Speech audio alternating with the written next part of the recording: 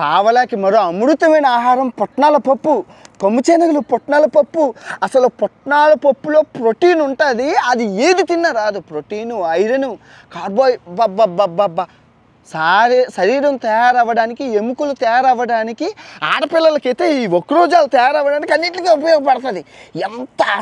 ఎంత ఉపయోగం అంటే పుట్నాల పప్పులోని దిక్కుమాల దీంతో వండ తయారు చేసేవాడు.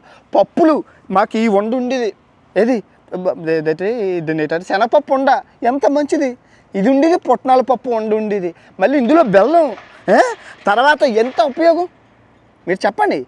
ఎంత ఉపయోగం పుట్నాల పప్పు తింటే, కొమ్ము శనగలు తింటే, పొటాషియం, కాల్షియం, ఫాస్ఫరస్, అబ్బబ్బబ్బబ్బబ్బో ఎన్ని ఉపయోగాలు.